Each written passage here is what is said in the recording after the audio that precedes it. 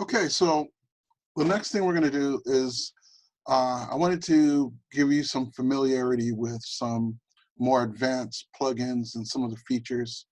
The first thing I wanted to talk about were page builders. So uh, WordPress comes with a page builder called Gutenberg. It's set up using a series of blocks on each page. Um, it's a much more robust page builder than the one they had in the past. But personally, I think it still leaves a lot to be desired. I think it's a half step. They could have done something a little bit more powerful. So what I like using are some advanced page builders. I've used Visual Composer or WP Bakery. Elementor is another really good one. Divi is another really good one. And I want to kind of show you what an advanced page builder environment looks like. So the first thing is, let's go to share screen, and I'm going to open up my share screen, and the first thing I want to do is show you what some of these page builders look like. So for instance, there is WP Bakery Page Builder, and once again, these are drag and drop type of interfaces. This is a very powerful page builder. There are a lot of really cool features.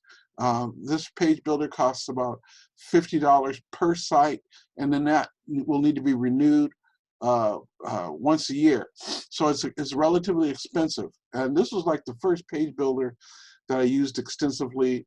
I really like WP Bakery's environment. You can build just about anything you can think of.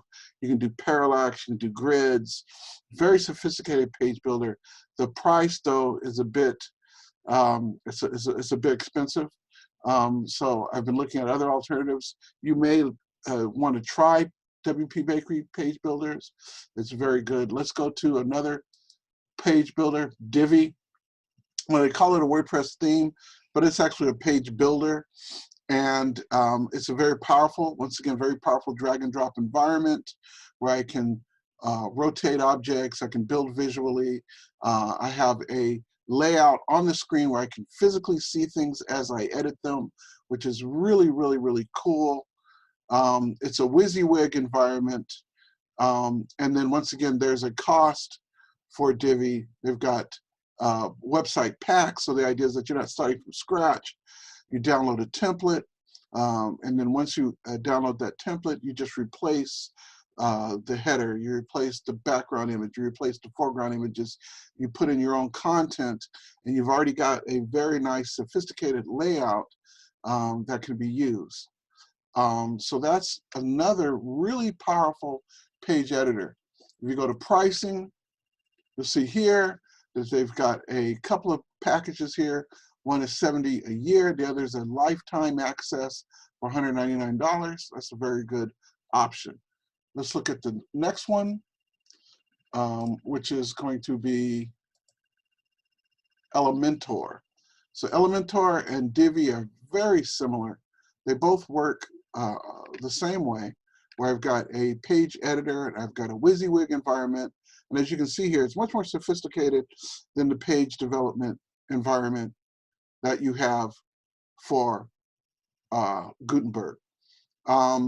Now, the cool thing about Elementor is that they have a free version that's actually pretty powerful.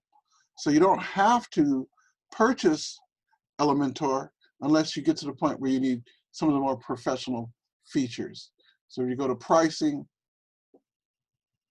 for Elementor, you'll see that there's a personal for 1 year, $49, a plus for 3 sites, $99, and then an expert for $109 a year for up to 1,000 sites. I'd like to see someone build 1,000 sites in 1 year. But the cool thing about Elementor is that they have a free version. And let's look at that. So if I go back to our WordPress site, and I'm going to close this. I've already installed Elementor. So what I'm going to do is I'm going to uninstall it and install it again. So I'm going to go to Plugins, Installed Plugins, and I'm going to uninstall Elementor so that we can install it together. So here's Elementor. This is how you uninstall a plugin. I'm going to deactivate, and it's going to ask me why. I'll just say other for now, and submit and deactivate. And then after it deactivates, I uninstall. So now I click delete. It says, are you sure you want to delete Elementor? I'm going to say okay. And we have successfully uninstalled a plugin. Now let's reinstall it. So I'm going to go up, I'm going to go to plugins, add new. I'm going to go to search plugins, and I'm going to type in Elementor.